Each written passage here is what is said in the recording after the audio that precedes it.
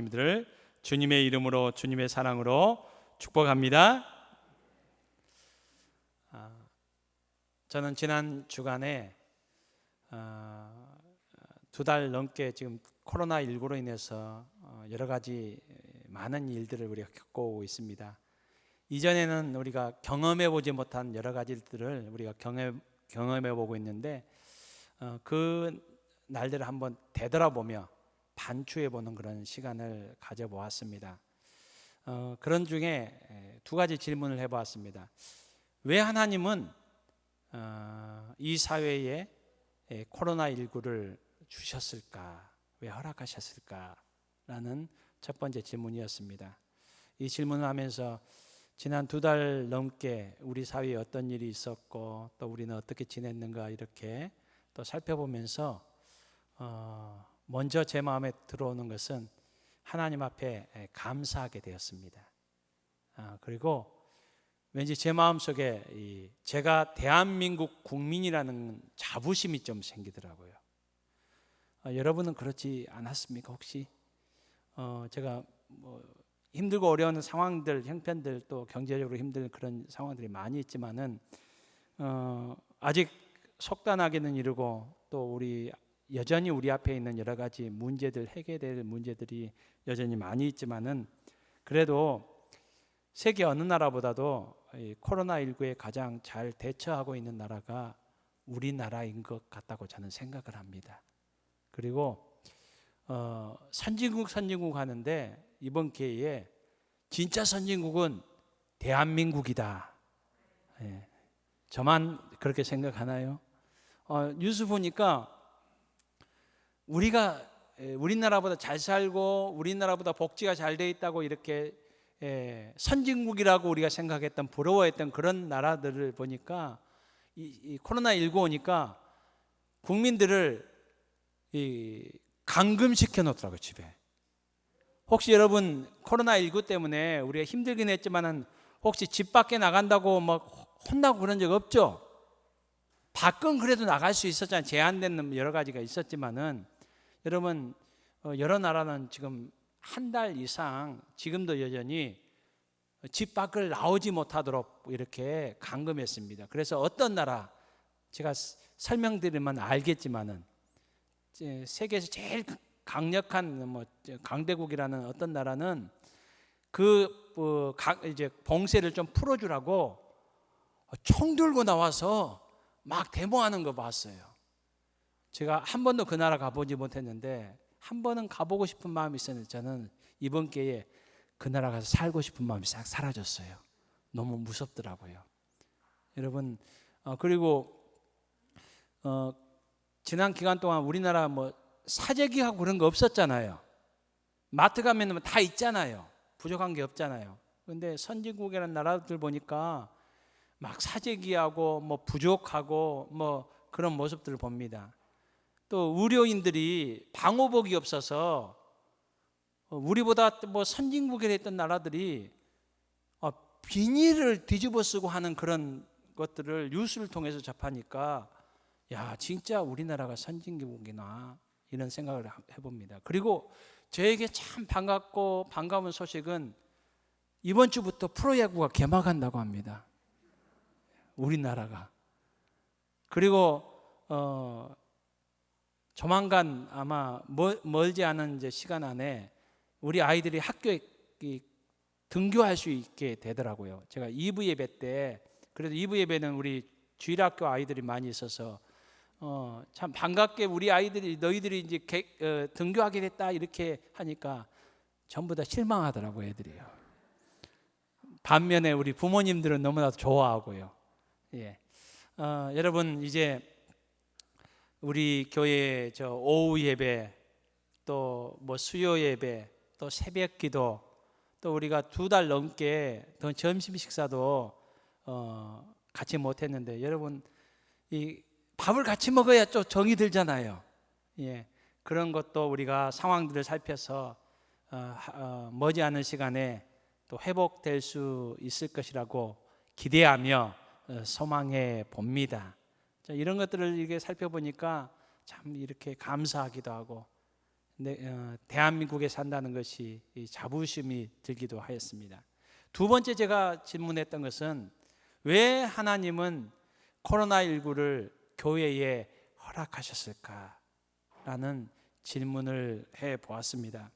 여러분, 예수님은 마태복음 10장에서 우리가 잘 아는 말씀입니다.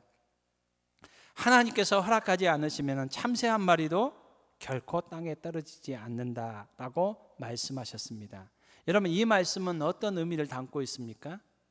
이 세상의 모든 역사는 하나님의 주권 아래에 있다는 겁니다. 하나님이 허락하시지 않으면 어떤 일도 일어나지 않는다는 겁니다. 이 세상에 우연히 일어나는 일은 하나도 없다는 것입니다.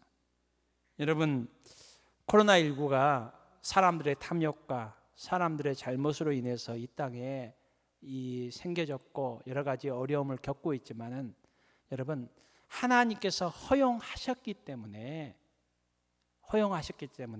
지금 코로나19가 있습니다.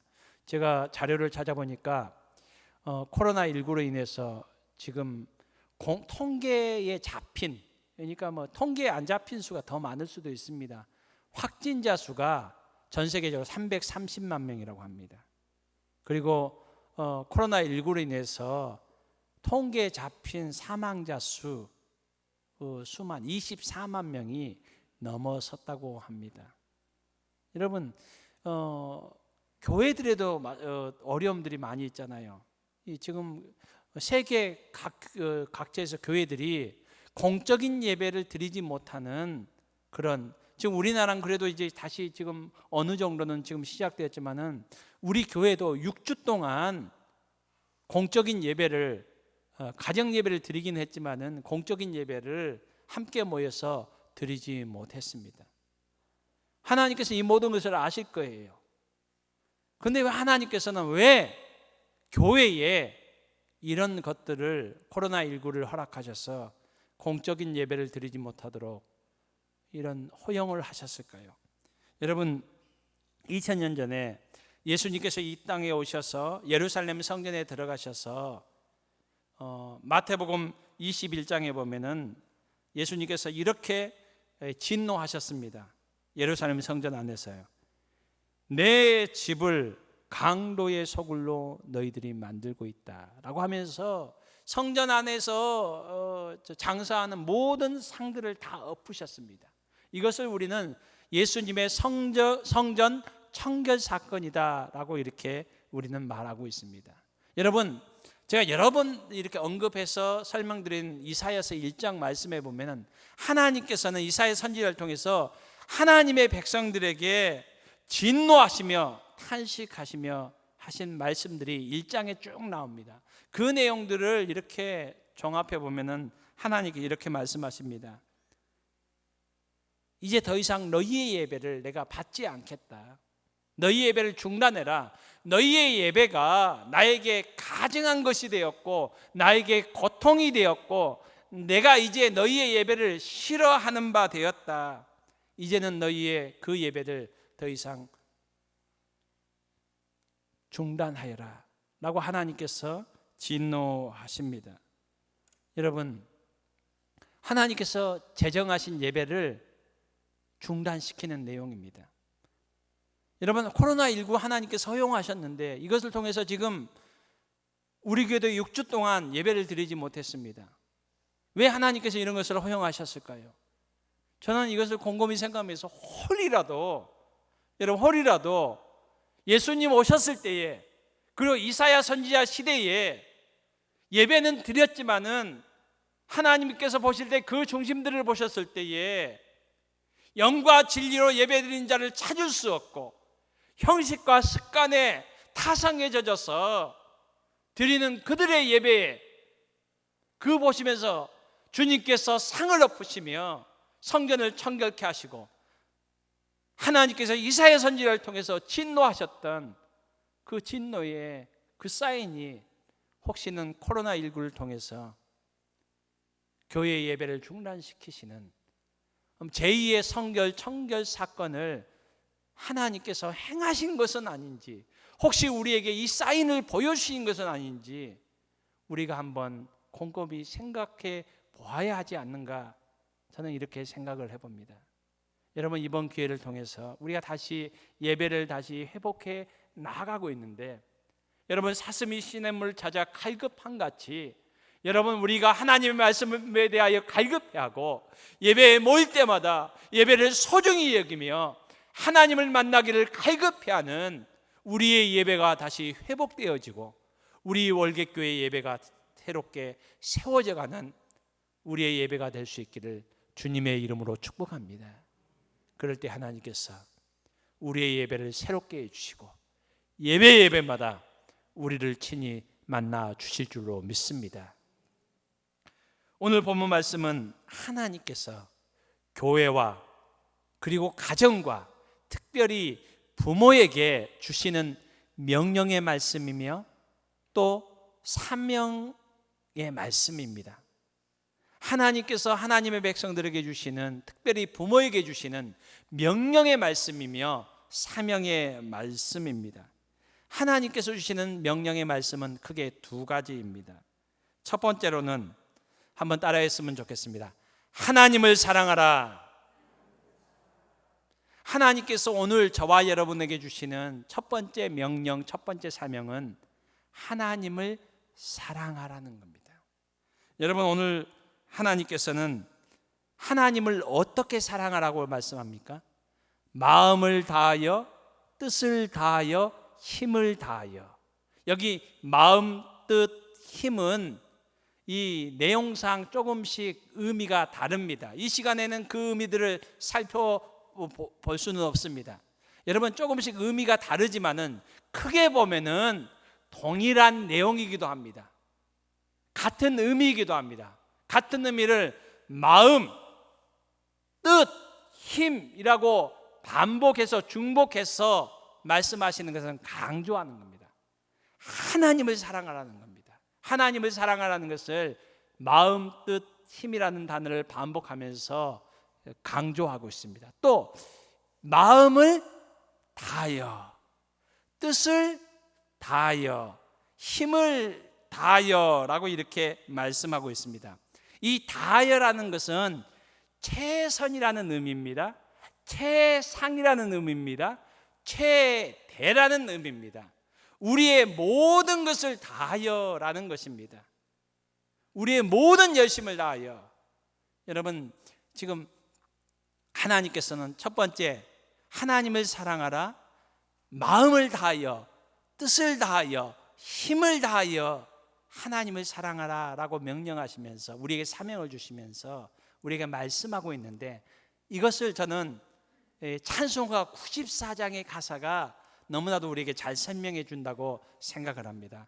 찬송가 94장의 찬송이 여러분 어떤 찬송입니까? 주 예수보다도 더 귀한 것은 없네. 하나님보다도 우리에게 더 귀한 것은 없다는 겁니다. 여러분, 그 뒤에 또 가사들이 나오지 않습니까? 이 세상의 모든 어떤 부귀보다도 나는 하나님이 더 귀합니다. 우리 주 예수 그리스도가 귀합니다. 이 세상의 어떤 부귀보다도, 그리고 어떤 명예보다도, 그리고 어떤 행복보다도 하나님이 더 귀하고 우리 주님이 더 귀해서 나는 바꿀 수 없습니다. 여러분, 이 찬양이 하나님을 우리가 마음을 다하여, 뜻을 다하여, 힘을 다하여 사랑하는 우리의 삶의 고백입니다. 여러분, 우리 하나님을 사랑하는 저와 여러분이 될 수 있기를 주님의 이름으로 축복합니다. 두 번째 하나님의 명령은 한번 따라했으면 좋겠습니다. 하나님의 말씀을 가르쳐라. 오늘 본문에서 하나님께서 우리에게 주시는 두 번째 명령, 두 번째 사명은 하나님의 말씀을 가르치는 겁니다. 하나님의 말씀을 가르치는데 그 대상이 오늘 본문에는 두 가지로 이렇게 나누어서 나옵니다. 첫 번째에 나오는 것은 여러분 어떻게 나옵니까? 이 6절 말씀에 오늘 내가 내게 명하는 이 말씀을 너는 마음에 새기고, 너는 마음에 새기고, 하나님의 말씀을 너는 마음에 새기고. 이 말씀은 하나님의 말씀을 가르쳐야 되는데 누구에게 먼저 가르쳐야 됩니까? 내 자신에게 가르쳐야 된다는 것을 말합니다. 그렇다면 내 자신에게 하나님의 말씀을 가르치는 것, 이것을 마음에 새기고라고 이렇게 표현하고 있습니다. 여러분, 마음에 새기고라는 의미는 어떤 의미일까요? 저는 곰곰이 이 하나님의 말씀을 내 마음에 새긴다는 것이 어떤 의미일까라고 이렇게 곰곰이 생각하면서 묵상하다가 전 두 가지 표현을 한번 생각했습니다. 첫 번째 그리스도의 흔적이 우리에게 있어야 됩니다. 바울사도 그랬잖아요. 내 몸에는 나는 그리스도의 흔적을 지녔다. 여러분, 그리스도의 흔적이 무엇일까요? 요즘 젊은이들 보면은 몸에 문신을 하는 친구들이 있더라고요. 문신을. 저는 될 수 있으면 문신은 좀 안 했으면 좋겠어요. 어떤 친구들 보니까 좀 우려가 돼요. 어떤 친구들 너무나 서로를 사랑하니까 사랑하는 여자친구 이름을 딱 누구 하트 이렇게 하고, 또 여자는 또 사랑하는 남자를 이렇게 하트 이렇게 누구 사랑. 저는 걱정이 돼요. 사랑이 결실을 맺으면 좋겠지만 헤어지면 어떻게 할까요? 지우면 됩니까? 지우개로 안 지워지잖아요. 그거 문신은 잘 안 지워진다면서요. 잘 안 해봐서 잘 모르겠는데 아마 그거 수술을 해야 될걸요? 그거 어떻게 애를 써야 되고. 그래서 저는 그런 걸 좀 안 했으면 좋겠어요. 어떤 친구들은 또 이런 친구도 예수님 하트 이렇게 하는 것도, 그것은 나쁜 것은 아니라고 생각하지만 저는 그런 것보다도 몸의 그런 문신보다 우리의 마음의 문신, 그리스도의 흔적을 남기는 것, 말씀을 새기는 것. 또 한 가지는 그리스도의 향기가 우리 몸에 나는 것. 그리스도의 향기. 우리 마음에 말씀을 새기는 것은 그리스도의 향기가 우리 마음속에, 우리의 삶의 현장에 나는 겁니다. 우리가 머물렀던 곳, 우리가 가는 곳마다 그리스도의 향기가 날 수 있기를 주님의 이름으로 축복합니다. 날마다 우리의 마음속에 말씀을 새길 수 있는 저와 여러분이 되시기를 바랍니다. 그래서 그리스도의 흔적이 우리 안에 있고 그리스도의 향기가 우리의 삶의 현장에 나타날 수 있기를 주님의 이름으로 축복합니다. 여러분, 먼저는 우리 자신에게 말씀을 새겨야 됩니다. 두 번째로는 여러분, 오늘 본문 말씀에 보면은 7절 말씀에 보면은 내 자녀에게 부지런히 가르치며. 어린이 주일을 맞이해서 제가 오늘 본문 말씀을 택한 이유가 여기에 있습니다. 두 번째로 말씀을 가르쳐야 되는, 누구에게 가르쳐야 됩니까? 내 자녀에게, 우리의 자녀들, 우리의 다음 세대에게 말씀을 가르쳐야 된다는 겁니다.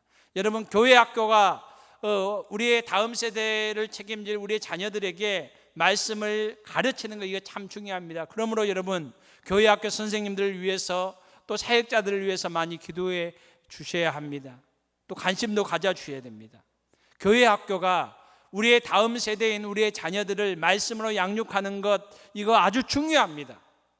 그렇지만은 여러분, 우리의 자녀들을 말씀으로 양육하는 일에 있어서 가장 중요한 것은 교회 학교도 중요하지만 오늘 본문은 명확하게 이 부분을 말씀하고 있습니다.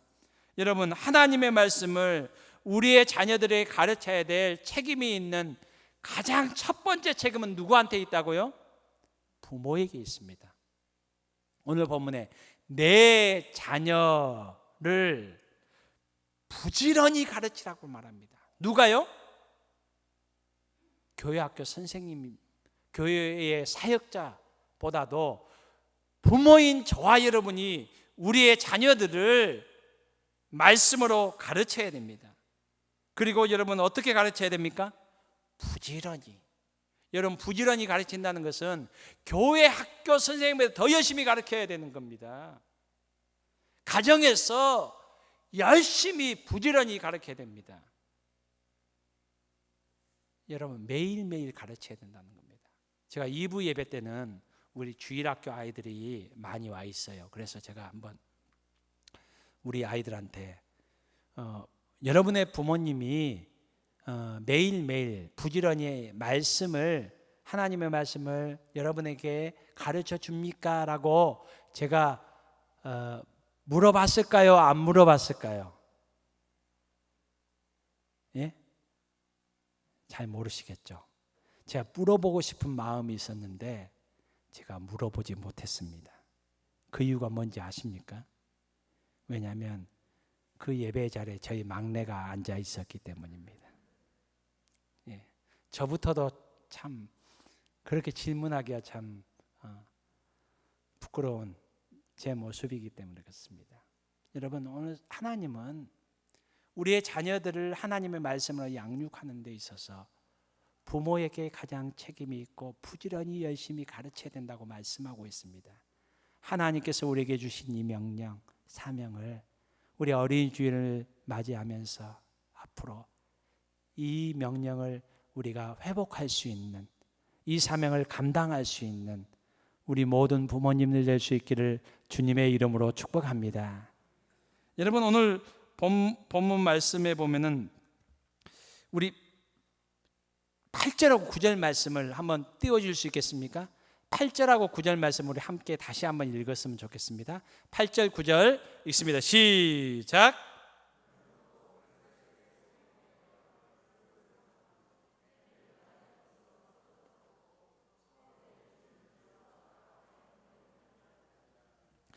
이 말씀을 우리 8절하고 9절의 말씀을 문자적으로 적용해 본다면은 하나님의 말씀이 기록된 이 말씀 카드를 항상 주머니에 넣고 다니고 또 틈나는 때마다 이 말씀을 본다라고 또 적용해 볼 수 있고 또 집 거실에나 또 안방에나 또 심지어는 화장실까지 여러분 어떤 액자를 걸어야 될까요?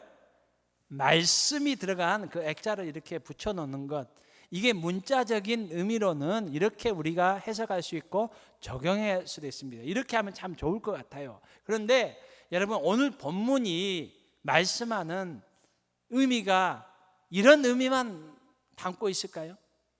저는 이 말씀을 한 주 동안 묵상하면서 이 말씀의 7절과 8절 말씀은 지금 앞에 있는 말씀, 내 자녀를 부지런히 가르치라라고 이렇게 말씀하면서 이렇게 쭉 이어져 있는 말씀입니다. 그러니까 저는 이 말씀들은 따로 떨어진 말씀이 아니라 자녀를 말씀으로 양육함에 있어서 연결되는 말씀이라고 저는 해석하고 싶습니다. 이 말씀들을 이렇게 적용한다면 저는 이렇게 적용을 하고 싶습니다. 이 내용은 입으로만 가르치지 말고, 부모가 자녀를 가르칠 때 입으로만 가르치지 말고 삶으로 가르쳐라 라는 말씀이라고 생각합니다.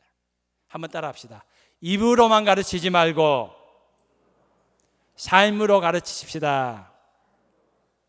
여러분, 아무리 좋은 말도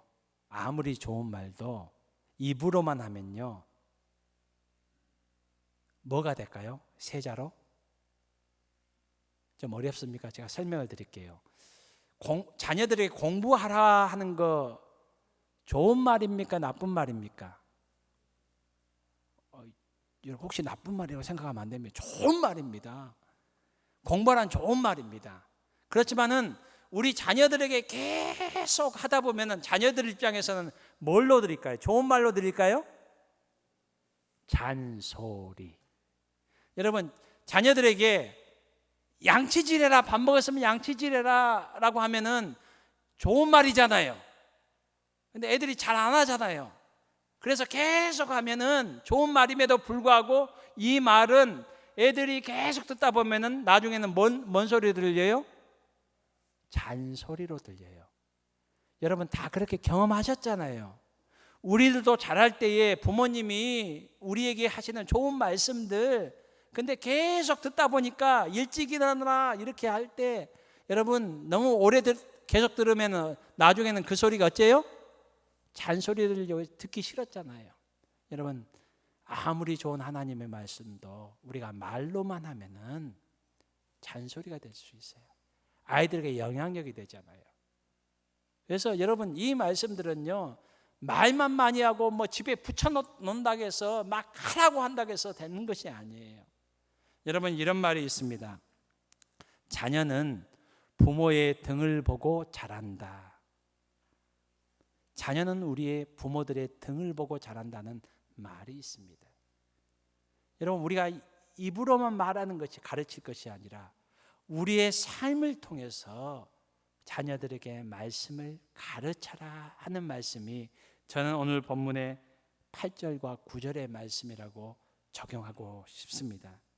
여러분, 모든 부모들은 이런 소망을 가집니다. 자녀들에게 할 수만 있으면은 많은 유산을 물려주기를 원합니다. 그리고 좋은 유산을 물려주기를 원합니다. 여러분, 그렇잖아요. 가지지 못해서 물려줄 것이 없어서 그렇지, 할 수만 있으면은 많은 유산, 좋은 유산을 물려주기를 원하는 것이 저와 여러분, 우리 부모의 마음입니다. 소망입니다. 여러분, 그렇지만 이 물려줄 수 있는, 그리고 통제가 물려줄 수 있는 그 유산들 가운데서 우리 부모의 마음대로 통제가 가능한 유산이 있고 통제가 가능하지 않는 유산이 있습니다. 여러분, 어떤 것이 있을까요? 여러분, 땅이나 그 다음에 돈 같은 것은 통제가 가능합니다. 어떻게 통제가 가능해요? 부모가 가지고 있는 것, 부모가 마음에 따라서 물려줄 수도 있고 물려주지 않을 수도 있어요. 간혹 가다가 어떤 분들은, 그런 분들은 아예 돈이 아주 많은 분들 가운데 그러는데 이 재산 다 자녀에게 안 물려주고 어째요? 사회에 기부하시는 그런 분들을 간혹 뉴스를 통해서 보게 돼요. 여러분, 돈이나 어떤 부동산 같은 것은 부모가 결정하기 나름이에요. 물려줄 수도 있고 물려주지 않을 수도 있고, 그렇잖아요. 부모의 마음에 있어서 너무나도 마음에 안 들면 어떤 때는 안 물려줄 수 있잖아요. 그렇지만 여러분, 우리의 삶은 통제가 가능하지 않아요. 통제가 가능하지 않아요. 우리가 물려주고 싶다고 자녀들이, 내가 열심히 사는 거 이거 물려주고 싶다고 자녀들이 물려받습니까? 물려받으라고 한다고 물려받습니까? 어떤 때는 사람마다 참 나의 이 약점, 이 연약한 모습은, 내 이 습관은 우리 자녀들이 안 따라 있으면 좋겠다, 그런 거 있잖아요. 근데 그렇게 안 되는 현실을 보여요. 여러분, 저희 아내고 저고 상대적으로 볼 때, 제가 볼 때는 이 IQ는 제가 더 높은 것 같아요. 검증은 안 해봤지만 IQ는 더 높은 것 같은데, 공부를 하는 그 열심은 저희 아내가 좀 더 많은 것 같아요. 저는 공부를 못한 것이 아니라 안 했습니다. 공부에 그렇게 취미가 없어가지고.